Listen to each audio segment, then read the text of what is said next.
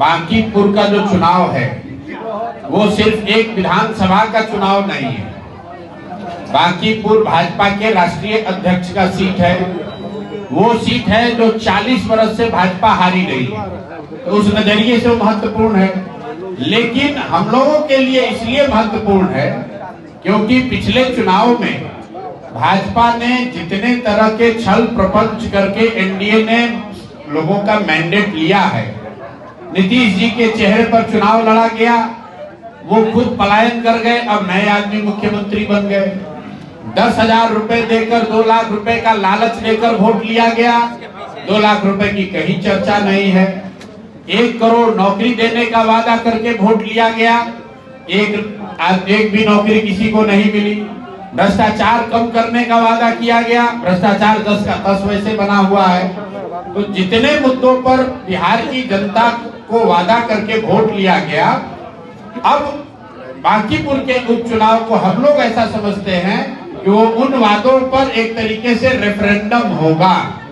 अगर भाजपा चुनाव हारती है, इतने अपने मजबूत किले में चुनाव हार जाए, जो उनके राष्ट्रीय अध्यक्ष का सीट है, जो उनके मुख्यमंत्री बनने, भाजपा के मुख्यमंत्री बनने के बाद पहली बार चुनाव होगा, तो कहीं न कहीं ये बात प्रमाणित हो जाएगी कि पिछला चुनाव का जो मैंडेट है, पिछला चुनाव का जो रिजल्ट है, वो 10,000 रुपए से लिया गया है, धोखे से लिया गया है।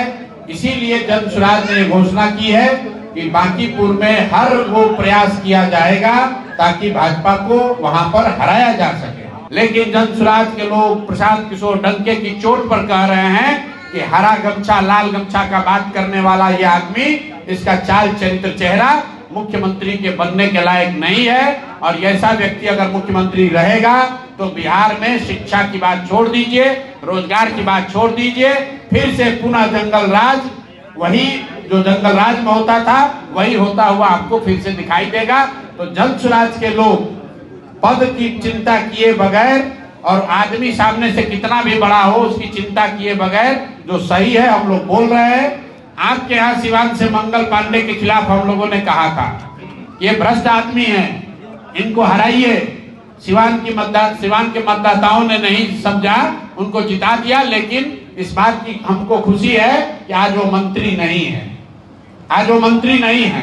तो सम्राट चौधरी हो या दिलीप जायसवाल हो या कोई भी मंत्री हो, अगर आपने बिहार की जनता को लूटा है, अगर आप बिहार की जनता के साथ अन्याय कर रहे हैं, तो जन स्वराज का मुंह बंद नहीं होगा। हम लोग लड़ाई लड़ते रहेंगे, जितनी ताकत से आवाज उठानी है वो आवाज उठाया जाएगा। आप मुख्यमंत्री हैं कि एमएलए हैं कि सांसद है, उससे हम लोग डरने वाले नहीं।